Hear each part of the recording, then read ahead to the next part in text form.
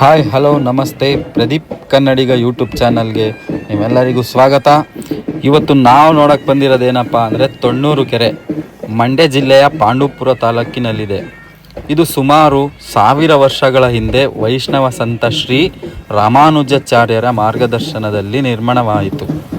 ಮೂಲತಃ ಇದನ್ನು ತಿರುಮಲ ಸಾಗರ ಅಥವಾ ಪಂಚಾಪ್ಸರಾಟಕಟ ಎಂದು ಕರೆಯಲಾಗುತ್ತಿತ್ತು. ಈ ಕೆರೆಯು 2 ಬೆಟ್ಟಗಳ ನಡುವೆ ನಿರ್ಮಾಣವಾಗಿದ್ದು ಸುಮಾರು 230 ಮೀಟರ್ ಎತ್ತರ ಮತ್ತು 145 ಮೀಟರ್ ಉದ್ದವಾಗಿರುವ ಕೆರೆಯಂತೆ ಇದು. ಶ್ರೀ ರಾಮಾನುಜಾಚಾರ್ಯರು ಶ್ರೀರಂಗನಿಂದ ಹೊರಟ ನಂತರ ಮೊದಲು ನೆಲೆಸಿದ್ದ ಸ್ಥಳ ಈ ತೊಣ್ಣೂರು ಕೆರೆಯಂತೆ. ಅವರು ಇಲ್ಲಿ ಸುಮಾರು ವರ್ಷಗಳ ಕಾಲ ವಾಸವಾಗಿದ್ದರಂತೆ. ಈ ಕೆರೆಯು ಅನೇಕ ದೇವಾಲಯಗಳಿಂದ ಸುತ್ತುವರೆದಿದ್ದಂತೆ. ಉದಾಹರಣೆಗೆ ವೆಂಕಟರಮಣ, ನಂಬಿನಾರಾಯಣ, ಪಾದಸಾರಥಿ, ವೇಣುಗೋಪಾಲ, ಯೋಗ ನರಸಿಂಹ ಮತ್ತು ಶ್ರೀ ರಾಮಾನುಜಾಚಾರ್ಯರ ದೇವಾಲಯಗಳು ಕೂಡ ಇಲ್ಲಿ ಇದೆಯಂತೆ. ಒಳ್ಳೆ ವ್ಯೂ ಕೂಡ ಕಾಣಿಸ್ತಾ ಇದೆ ನೋಡಿ. ಈ ಬೆಟ್ಟದ ಬಲಭಾಗದಲ್ಲಿರುವುದೇ ತೊಣ್ಣೂರು ಕೆರೆ ಹಾಗೂ ಅಲ್ಲಿ ಕಾಣಿಸುತ್ತಿರುವ ಪುತ್ಥಳಿ ಶ್ರೀ ರಾಮಾನುಜಾಚಾರ್ಯರ ಪುತ್ಥಳಿಯಾಗಿದ್ದು, ಈ ತೊಣ್ಣೂರು ಕೆರೆ ಸುತ್ತಮುತ್ತಲಿನ ಗ್ರಾಮಸ್ಥರು ಈ ಕೆರೆಯ ನೀರನ್ನೇ ಅವಲಂಬಿಸಿ ವ್ಯವಸಾಯವನ್ನು ಮಾಡ್ತಾರಂತೆ.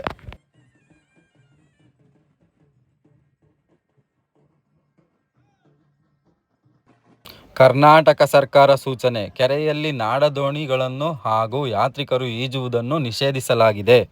ತೊಣ್ಣೂರು ಕೆರೆ ಉದ್ದ ಮೇಲೆ 500 ಅಡಿ, ಎತ್ತರ 460 ಅಡಿ, ಉದ್ದ ಕೆಳಗೆ 300 ಅಡಿ, ಅಚ್ಚುಕಟ್ಟು 1390 ಎಕರೆ.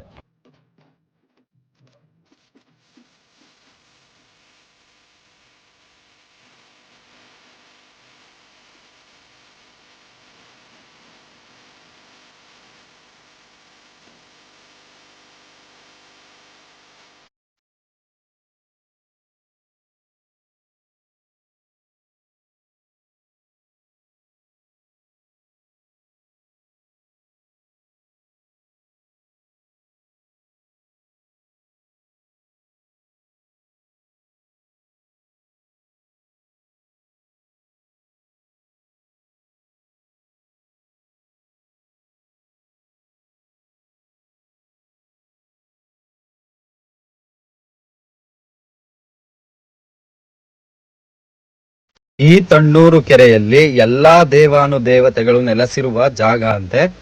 ಈ ಜಿಲ್ಲೆಯ ಜನರು ತಮ್ಮ ಗ್ರಾಮಗಳಲ್ಲಿ ಯಾವುದೇ ಹೊಸದಾಗಿ ದೇವಸ್ಥಾನಗಳು ನಿರ್ಮಾಣವಾದರೂ ಈ ಕೆರೆಯಲ್ಲೇ ಬಂದು ದೇವರ ವಿಗ್ರಹವನ್ನು ಪೂಜಿಸಿ ನಂತರ ಅವರ ಊರುಗಳಿಗೆ ತೆಗೆದುಕೊಂಡು ಹೋಗುವ ಒಂದು ನಂಬಿಕೆ ಹಿಂದೆಯಿಂದನೂ ಬಂದಿದೆ ಅಂತೆ.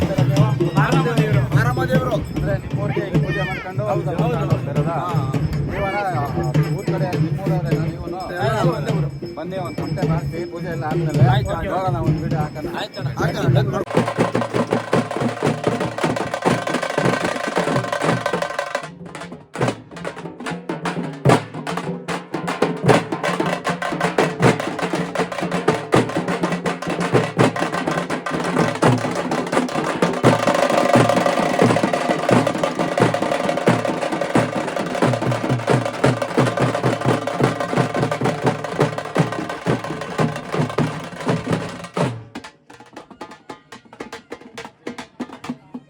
ಯಾವ ಊರು ನಿಮ್ದು?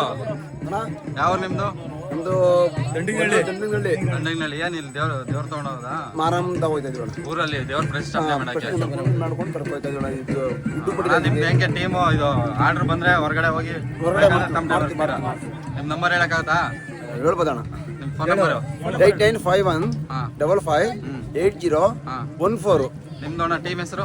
TVS ಕುಮಾರ್ ಬಾಯ್ಸ್ ಅಂದ್ಬಿಟ್ಟು. ಕುಮಾರ್ ಬಾಯ್ಸ್ ಅಂತ ಕಾಂಟ್ಯಾಕ್ಟ್ ನಂಬರ್ ಹಾಕ್ಬೋದಾ?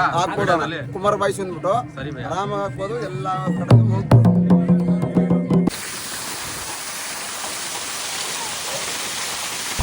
ಈ ಸ್ಥಳವನ್ನು ಮದಗ ಎಂದು ಕರೆಯುತ್ತಾರೆ. ಈ ಕೆರೆಯ ಹೆಚ್ಚಾದ ನೀರು ಈ ಮೂಲಕ ಬಂದು ರೈತರ ಜಮೀನುಗಳಿಗೆ ಹಾದು ಹೋಗುತ್ತದೆ.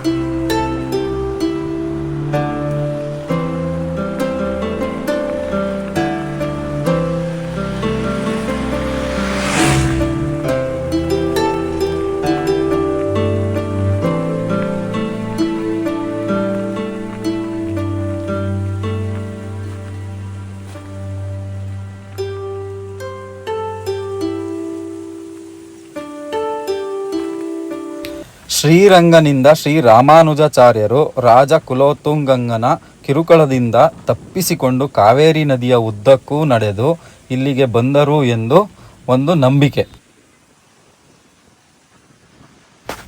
ಇನ್ನೂ ಹೆಚ್ಚಿನ ವಿಡಿಯೋಗಳಿಗಾಗಿ please subscribe Pradeep Kannadiga YouTube channel.